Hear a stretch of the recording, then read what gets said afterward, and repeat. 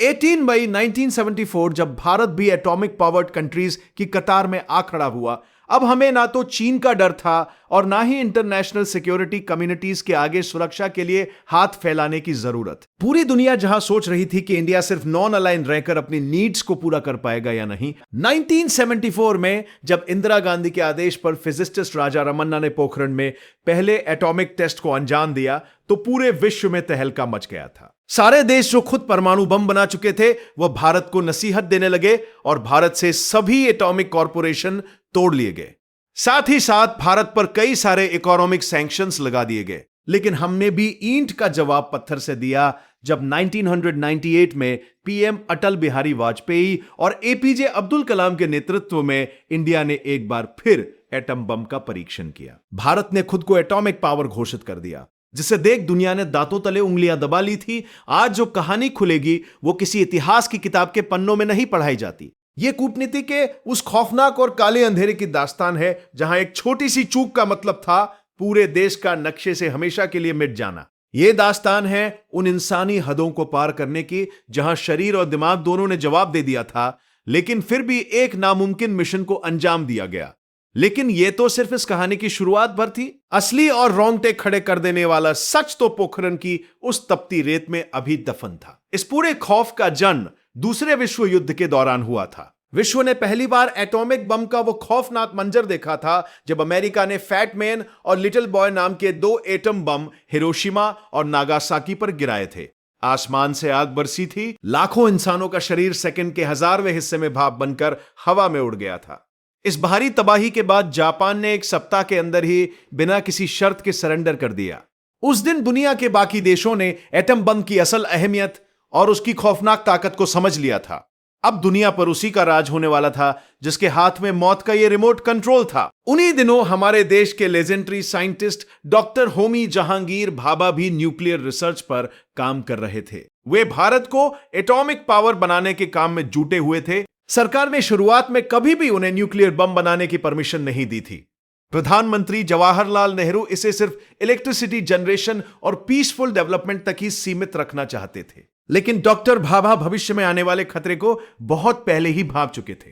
हालात तब अचानक बदल गए जब 1962 में चीन ने भारत पर बिना किसी चेतावनी के भयानक हमला कर दिया। बर्फीली पहाड़ियों पर हमारे सैनिकों के पास ना तो सही हथियार थे और ना ही मौसम से लड़ने के साधन। इस युद्ध में भारत को एक बहुत ही दर्दनाक हार का सामना करना पड़ा और यह घाव अभी भरा भी नहीं था कि 1964 में चीन ने अपना पहला न्यूक्लियर टेस्ट कर लिया। अब हमारा सबसे बड़ा दुश्मन मौत का वो हथियार लेकर हमारी सीमा पर खड़ा था। खतरा सिर्फ एक तरफ से नहीं था। 1965 और 1971 में पाकिस्तान ने भी भारत पर हमला कर दिया। 1971 के युद्ध का वो मंजर किसी भयानक बुरे सपने से कम नहीं था। ब्रिटिश नेवी फ्लीट अरब सागर से और अमेरिका की नेवी बंगाल की खाड़ी की तरफ से भारत को घेरने लगी थी। सोचिए, एक ऐसा देश जो अभी गरीबी और भुखमरी से लड़ रहा हो, वो 3 तरफ से दुनिया की सबसे बड़ी ताकतों से घिर चुका था। धरती पर पाकिस्तान लड़ रहा था। बंगाल की खाड़ी में अमेरिका का टास्क फोर्स 74 आ चुका था। 75,000 टन की क्षमता वाला उनका यूएसएस एंटरप्राइज जंगी जहाज, जिस पर 70 फाइटर जेट्स और परमाणु हथियार लदे थे, भारत को तबाह करने के लिए समंदर का सीना चीरता हुआ आगे बढ़ रहा था। दूसरी तरफ से ब्रिटेन का नेवल फ्लीट भी आ रहा था। उस वक्त भारत के लीडर्स के दिमाग पर जो भयंकर मनोवैज्ञानिक दबाव था, उसकी कल्पना करना भी आज नामुमकिन है। यह एक्सट्रीम प्रेशर की वो स्थिति थी जहां एक गलत फैसले से करोड़ों लोगों की जान जा सकती थी। ऐसी खौफनाक स्थिति में इंडिया ने यूएसएसआर को अर्जेंट मैसेज भेजकर मदद मांगी। तुरंत यूएसएसआर के नेवल शिप्स भारत की सुरक्षा के लिए निकल पड़े। क्रूजर, डिस्ट्रॉयर और न्यूक्लियर वॉरहेड्स के साथ जब सोवियत रूस की नेवी भारत के सपोर्ट में आके खड़ी हुई, तब जाकर अमेरिका और ब्रिटेन के माथे पर पसीना आया। उन्होंने बिना देर किए अपनी फौजें वहां से हटा ली। 1971 में भारत यह युद्ध तो जीत गया, लेकिन इस खौफनाक बेबसी ने इंडियन लीडर्स के दिमाग में एक बात हमेशा के लिए साफ कर दी थी। अगर भविष्य में चीन और पाकिस्तान जैसे देशों का सामना करना है और अमेरिका जैसी ताकतों की धमकियों से बचना है, तो न्यूक्लियर वेपन बनाना ही हमारी आखिरी उम्मीद थी। लेकिन यह सफर आसान नहीं था। जनवरी 1966 में एक ऐसा हादसा हुआ जिसने भारत की कमर तोड़कर रख दी। यूरोप की बर्फीली आल्प्स पहाड़ियों पर एयर इंडिया का विमान क्रैश हो गया। 117 लोगों की मौत हुई। उन लाशों के बीच एक नाम डॉक्टर होमी जहांगीर भाभा का भी था। कई सालों बाद सीआईए के पूर्व अधिकारियों के बयानों से यह इशारा मिला कि यह कोई साधारण हादसा नहीं था। अमेरिका किसी भी कीमत पर भारत को परमाणु शक्ति नहीं बनने देना चाहता था। डॉक्टर भाभा को रास्ते से हटा दिया गया था। डॉक्टर भाभा की मौत के बाद बार्क के नए साइंटिस्ट्स ने इस नामुमकिन जिम्मेदारी को अपने कंधों पर उठाया। देश भयंकर आर्थिक संकट से गुजर रहा था। एडवांस टेक्नोलॉजी का नामो निशान नहीं था और बजट ना के बराबर था। अमेरिका, रूस, ब्रिटेन, फ्रांस और चीन, वो 5 देश बन चुके थे जो दुनिया को कभी भी तबाह करने की ताकत रखते थे। इन देशों ने मिलकर नॉन प्रोलाइफरेशन ट्रीटी यानी एनपीटी बनाई। इसका सीधा सा मतलब था कि अब दुनिया का कोई और देश यह बम नहीं बना सकता। यह एक ऐसा दोहरा मापदंड था जिसे भारत ने मानने से साफ इनकार कर दिया। भारत ने इस ट्रीटी पर कभी साइन नहीं किया। 1972 में प्रधानमंत्री इंदिरा गांधी ने आखिरकार भाभा एटॉमिक रिसर्च सेंटर के वैज्ञानिकों को बम बनाने का ग्रीन सिग्नल दे दिया। इस टॉप सीक्रेट प्रोजेक्ट की कमान राजा रमन्ना और डीआरडीओ के डायरेक्टर बीडी नाग चौधरी को सौंपी गई। कुल 75 साइंटिस्ट और इंजीनियर दिन रात एक कर रहे थे। इस मिशन की सीक्रेसी का आलम यह था कि देश के रक्षा मंत्री और गृह मंत्री तक को इसकी कानो कान खबर नहीं थी। वैज्ञानिकों के सामने सबसे बड़ी चुनौती यह थी कि बम बनाने के लिए जरूरी प्लूटोनियम भारत के पास नहीं था। जो थोड़ा बहुत था वो पूर्णिमा न्यूक्लियर रिएक्टर में इस्तेमाल हो रहा था। देश की सुरक्षा दांव पर थी, इसलिए 1973 में पूर्णिमा को पूरी तरह शट डाउन कर दिया गया और वहां से प्लूटोनियम निकालकर बम का कोर तैयार किया गया। राजस्थान के थार रेगिस्तान में जैसलमेर और जोधपुर के बीच पोखरण की तपती रेत को इस परीक्षण के लिए चुना गया। 82वें इंजीनियर रेजिमेंट ने वहां एक गहरी शाफ्ट खोदी और फिर 18 मई 1974 को जमीन के नीचे एक भयानक विस्फोट हुआ। बम 40 किलोटन क्षमता का था। धरती कांप उठी थी। इस टेस्ट को स्माइलिंग बुद्धा का नाम दिया गया। जब इंदिरा गांधी को फोन पर जानकारी दी गई तो सिर्फ इतना कहा गया, बुद्ध मुस्कुरा गए हैं। इस एक धमाके ने दुनिया भर के खुफिया तंत्र की धज्जियां उड़ा दी थी। अमेरिका की नींद हराम हो गई थी। वो ये हजम ही नहीं कर पा रहा था कि एक विकासशील देश ने उनके अरबों डॉलर के खुफिया नेटवर्क की नाक के नीचे से अपना एटम बम कैसे टेस्ट कर लिया। क्या आपको लगता है कि इसके बाद सब कुछ शांत हो गया? असल में भारत के लिए सबसे खौफनाक और जानलेवा दौर तो इसके ठीक बाद शुरू हुआ। कनाडा, जिसने भारत को रिएक्टर बनाने में मदद की थी, खुद को ठगा हुआ महसूस कर रहा था। उसने तुरंत भारत से सारे रिश्ते तोड़ लिए और न्यूक्लियर टेक्नोलॉजी पर बैन लगा दिया। इसके बाद दुनिया के तमाम बड़े देशों ने भारत पर ऐसे भयंकर आर्थिक प्रतिबंध लगाए कि देश का दम घुटने लगा। अमेरिका ने न्यूक्लियर सप्लायर्स ग्रुप एनएसजी बना दिया ताकि कोई भी देश गलती से भी भारत को यूरेनियम न दे सके। सीटीबीटी नाम की एक नई ट्रीटी दुनिया पर थोपी जाने लगी, जिसका मकसद जल, थल और हवा में किसी भी तरह के न्यूक्लियर टेस्ट पर हमेशा के लिए पाबंदी लगाना था। कई सालों तक कोई भी भारतीय प्रधानमंत्री इन वैश्विक धमकियों और क्रिटिसिज्म के डर से इस प्रोजेक्ट को आगे बढ़ाने की हिम्मत नहीं जुटा पाया। आखिरकार 1995 में प्रधानमंत्री पीवी नरसिम्हा राव ने एक बार फिर हिम्मत दिखाई। उन्होंने पोखरण में गुपचुप तरीके से दोबारा न्यूक्लियर टेस्ट की तैयारियां शुरू करवाई। लेकिन यहां उनसे एक बहुत बड़ी चूक हो गई। सीक्रेसी में कहीं ना कहीं कमी रह गई। अमेरिका अब 1974 वाला अमेरिका नहीं था। अब उनके पास अंतरिक्ष में अरबों डॉलर के लेक्रास स्पाई सैटेलाइट्स थे। इन सैटेलाइट्स के कैमरे इतने शक्तिशाली थे कि वे अंतरिक्ष से पोखरण की रेत पर पड़ी एक माचिस की डिब्बी को भी साफ देख सकते थे। अमेरिकी सैटेलाइट्स ने पोखरण में शाफ्ट के पास ट्रकों की आवाजाही और खोदी गई ताजी मिट्टी को पकड़ लिया। वाशिंगटन में अलार्म बज उठे। अमेरिकी राष्ट्रपति बिल क्लिंटन ने तुरंत प्रधानमंत्री को फोन मिलाया और सीधा अल्टीमेटम दे दिया। अमेरिका का जियोपॉलिटिकल प्रेशर इतना भयंकर था कि भारत को अपने घुटने टेकने पड़े। रातों रात मिशन को रोक दिया गया। यह भारत के वैज्ञानिकों और सेना के लिए एक ऐसी मनोवैज्ञानिक हार थी जिसने उनके मनोबल को चकनाचूर कर दिया था। सीआईए ने हमें पूरी दुनिया के सामने रंगे हाथों पकड़ लिया था। लेकिन यह हार एक बहुत बड़े तूफान के आने से पहले की खामोशी थी। 1998 में सत्ता की कमान अटल बिहारी वाजपेयी के हाथों में आई। उन्होंने आते ही सबसे पहला काम किया, डॉक्टर एपीजे अब्दुल कलाम और आर चिदंबरम को बुलाया और ऑपरेशन को फिर से जिंदा कर दिया। निर्देश बिल्कुल साफ थे, हमें बम टेस्ट करना है और इस बार आसमान में बैठी अमेरिका की उन अरबों डॉलर की आंखों को अंधा करना है। इस मिशन का नाम रखा गया ऑपरेशन शक्ति और यहीं से शुरू होता है इंसानी शरीर, दिमाग और सर्वाइवल का वो खौफनाक इम्तिहान जिसे इतिहास में कभी दर्ज नहीं किया गया। इस बार जिम्मेदारी फिर से इंडियन आर्मी की अपासत्व इंजीनियर रेजिमेंट को सौंपी गई थी। इस रेजिमेंट के जवानों को पोखरण की तपती रेत में एक ऐसा सीक्रेट बेस तैयार करना था जिसे अंतरिक्ष से भी ना देखा जा सके। जरा सोचिए, आप राजस्थान के एक खुले रेगिस्तान में है, मई का महीना है, दिन का तापमान 50 डिग्री सेल्सियस को पार कर चुका है, आसमान से आग बरस रही है और पैरों के नीचे की रेत खौल रही है। इस जानलेवा गर्मी में जहां इंसान का खून उबलने लगता है, वहां सेना के जवान और वैज्ञानिक कई कई रातों तक बिना सोए काम कर रहे थे। यह कोई साधारण काम नहीं था। इंसानी शरीर की एक सीमा होती है। जब आप 50 डिग्री की गर्मी में भारी मशीनें चलाते हैं, 200 मीटर गहरे कुएं खोदते हैं, तो शरीर के अंदर से पानी खत्म होने लगता है, नसें सूखने लगती हैं और दिमाग भ्रम का शिकार होने लगता है। नींद की भयंकर कमी इंसान के साइकोलॉजिकल बैलेंस को पूरी तरह बिगाड़ देती है।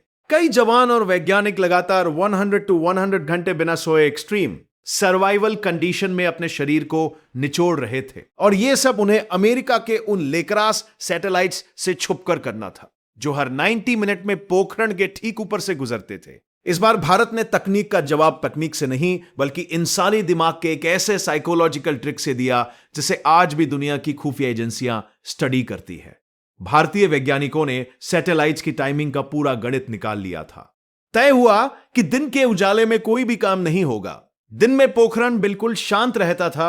असली खुदाई और इक्विपमेंट्स लगाने का काम सिर्फ रात के उस छोटे से हिस्से में होता था जब अमेरिकी सैटेलाइट्स का ब्लाइंड स्पॉट होता था। जब आप जमीन में 200 मीटर गहरी शाफ्ट खोदते हैं तो उसमें से हजारों टन ताजी मिट्टी बाहर आती है। अंतरिक्ष से कैमरों में वो ताजी खोदी गई मिट्टी साफ चमकती है। अगर CIA ने वो मिट्टी देख ली तो 1995 की तरह मिशन फिर से फेल हो जाता। इसका जो इलाज निकाला गया वो किसी को भी हैरान कर देगा। जवानों ने रात के अंधेरे में उस ताजी मिट्टी को उठाया और उसे हवा की दिशा में ऐसे फैला दिया जैसे वो रेगिस्तान में प्राकृतिक रूप से बने रेत के टीले हों। सेंसर केबल्स को रेत के नीचे गहराई में गाड़ दिया गया। जो बम शाफ्ट थे उन्हें सेना के कैमूफ्लाज नेट और नकली झाड़ियों से पूरी तरह ढक दिया गया। और सबसे चौंकाने वाली बात, टायरों के जो निशान ट्रकों से बनते थे उन्हें मिटाने के लिए जवान रात भर तपती रेत पर कंटीली झाड़ियों से झाड़ू लगाते थे। देश के टॉप वैज्ञानिक जिन्हें वातानुकूलित लैब्स में होना चाहिए था, वे सेना की वर्दी पहनकर रात के 2 बजे फावड़ा चला रहे थे। डॉक्टर कलाम का नाम बदलकर मेजर जनरल पृथ्वीराज और आर चिदंबरम का नाम मेजर जनरल नटराज रख दिया गया था। वैज्ञानिक एक दूसरे से सिर्फ कोड वर्ड्स में बात करते थे। कोई भी वैज्ञानिक अपने असली नाम से पोखरण की फ्लाइट टिकट बुक नहीं करता था। CIA को पूरी तरह से भ्रमित करने के लिए भारतीय सेना ने एक और माइंड गेम खेला। पोखरण रेंज के ठीक पास ही सैनिकों के लिए एक बड़ा क्रिकेट टूर्नामेंट ऑर्गेनाइज कर दिया गया। दिन के समय दर्जनों सैनिक वहां जोर शोर से क्रिकेट खेलते थे। अंतरिक्ष से सैटेलाइट्स की तस्वीरें देखकर CIA के विश्लेषक यही सोचते रहे कि भारत की सेना तो आराम से क्रिकेट खेल रही है, यहां कोई भी सस्पिशियस गतिविधि नहीं चल रही है। यह दुनिया की सबसे बड़ी खुफिया एजेंसी के साथ खेला गया सबसे बड़ा साइकोलॉजिकल धोखा था। 1 मई 1998 का वो दिन आ गया जब मौत का सामान यानी प्लूटोनियम के बमों को बार्क सेंटर से पोखरण लाना था। अगर रास्ते में जरा सी भी चूक होती, कोई लीकेज होता, तो भयानक रेडिएशन से लाखों लोगों की जान जा सकती थी। इस खौफनाक कार्गो को इंडियन एयरफोर्स के प्लेन से पहले जैसलमेर लाया गया और फिर वहां से सेना के आम ट्रकों में किसी भी तरह की एक्स्ट्रा सिक्योरिटी के बिना पोखरण लाया गया।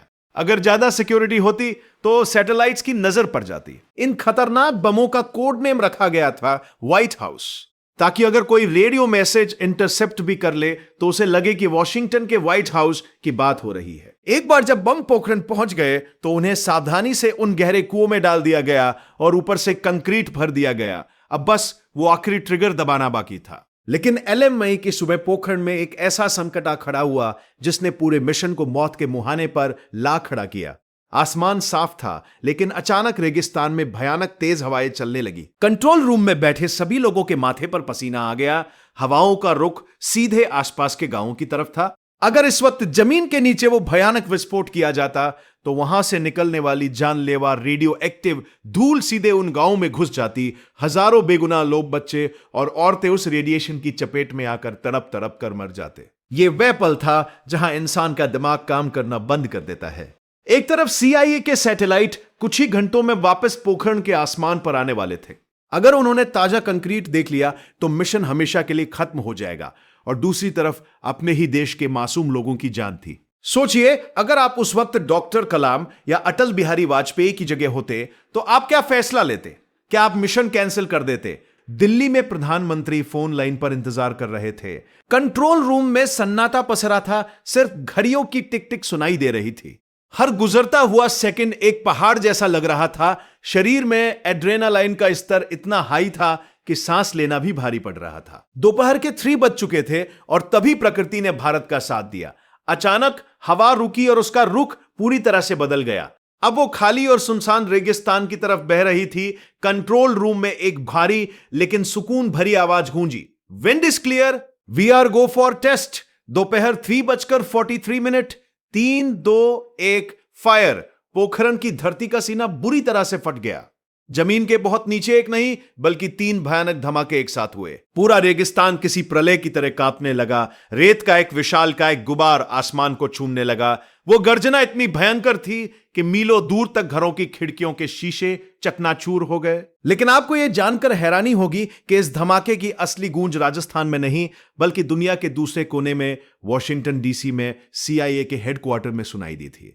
जब भूकंप मापने वाले सिस्मोग्राफ पर वे झटके रिकॉर्ड हुए तो अमेरिका के वैज्ञानिक अपनी कुर्सियों से उछल पड़े। उन्होंने पागलों की तरह सैटेलाइट की तस्वीरें मंगवाई और जब तस्वीरें उनके सामने आई तो उनके पैरों तले जमीन खिसक गई थी। CIA के टॉप अधिकारी सन्न रह गए थे। उन्हें समझ ही नहीं आ रहा था कि यह नामुमकिन काम कैसे हो गया। जिस CIA का बजट $30 बिलियन था, जिसके पास दुनिया की सबसे एडवांस टेक्नोलॉजी थी, उसे भारत के फटे जूतों वाले जवानों और सेना की वर्दी पहने वैज्ञानिकों ने ऐसे बेवकूफ बनाया था कि उन्हें हवा तक नहीं लगी थी। यह अमेरिका के इंटेलिजेंस इतिहास का सबसे बड़ा और सबसे शर्मनाक फेलियर था। खुद CIA के डायरेक्टर ने बाद में प्रेस के सामने यह बात कबूली थी कि वे भारत की चाल को समझने में पूरी तरह से नाकाम रहे। 11 मई के बाद भारत ने बिना किसी डर के 13 मई को भी 2 और परीक्षण किए। दुनिया में तहलका मच चुका था। भारत अब पूरी तरह से एक न्यूक्लियर वेपन स्टेट बन चुका था। इस पूरे ऑपरेशन को ऑपरेशन शक्ति का नाम दिया गया। धमाके के बाद दुनिया भर के देशों में मातम पसर गया था। जापान, फ्रांस, ब्रिटेन और कनाडा बौखला गए। बिल क्लिंटन ने गुस्से में आके भारत पर तुरंत सबसे कड़े आर्थिक प्रतिबंध लगा दिए। उन्होंने दुनिया भर से अपील की कि भारत को पूरी तरह से बॉयकॉट कर दिया जाए। लेकिन इसके बाद जो हुआ वो भारत की कूटनीतिक जीत का सबसे बड़ा उदाहरण था। अटल बिहारी वाजपेयी ने संसद में खड़े होकर दुनिया की आंखों में आंखें डालते हुए कहा था कि हमने ये हथियार किसी पर हमला करने के लिए नहीं बल्कि सिर्फ अपनी रक्षा के लिए बनाए हैं। इतिहास गवाह है कि भारत ने आज तक कभी भी किसी देश पर पहले हमला नहीं किया है। अमेरिका ने भारत को NPT और CTBT के उल्लंघन के जाल में फंसाना चाहा, लेकिन भारत की प्लानिंग इतनी अचूक थी कि अमेरिका भी कुछ नहीं कर पाया। दरअसल CTBT में जल, थल और हवा में न्यूक्लियर टेस्टिंग पर रोक थी, लेकिन भारत ने यह टेस्ट जमीन के बहुत नीचे एक गहरी शाफ्ट में किया था। दूसरा, NPT का जो रोना अमेरिका रो रहा था, भारत ने उस ट्रीटी पर कभी साइन ही नहीं किया था। और सबसे बड़ी बात, इस टेस्ट में इस्तेमाल होने वाले सारे संसाधन और प्लूटोनियम विशुद्ध रूप से भारत के अपने थे। यह कहानी सिर्फ एक बम बनाने की नहीं है, यह कहानी है इंसानी जज्बे की, उस चरम सहनशक्ति की जहां शरीर टूट जाता है लेकिन इरादे नहीं। उन वैज्ञानिकों और 85वीं इंजीनियर रेजिमेंट के जवानों ने नींद की कमी, 50 डिग्री की गर्मी और मौत के खौफ के बीच जिस मनोवैज्ञानिक युद्ध को जीता, उसकी मिसाल दुनिया में कहीं और नहीं मिलती। आज जब आप ये कहानी सुन रहे हैं तो एक बार उन गुमनाम चेहरों के बारे में जरूर सोचिएगा। मिशन के सफल होने के बाद क्या उन्हें कोई अरबों का इनाम मिला? क्या उन्होंने टीवी पर आके अपनी बहादुरी के किस्से सुनाए? नहीं, वे चुपचाप अपनी फाइलों को बंद करके वापस अपनी गुमनाम जिंदगी में लौट गए। आज अगर हम अपने घरों में चैन से सोते हैं, अगर सरहद पर खड़ा हमारा दुश्मन हमारी तरफ आंख उठाने से पहले 100 बार सोचता है, तो वह सिर्फ किसी राजनेता के बयान की वजह से नहीं है। वो उन लोगों की वजह से है जिन्होंने अपनी नसों का खून सुखाकर दुनिया के सबसे बड़े गुरूर को पोखरण की तपती रेत में हमेशा के लिए दफन कर दिया था। अगली बार जब रात के अंधेरे में आसमान की तरफ देखें और कोई चमकता हुआ तारा नजर आए तो मुस्कुरा दीजिएगा, क्योंकि हो सकता है वो कोई तारा नहीं बल्कि किसी देश का वो जासूसी सैटेलाइट हो जो आज भी इस खौफ में जीता है कि भारत अब आगे क्या करने वाला है।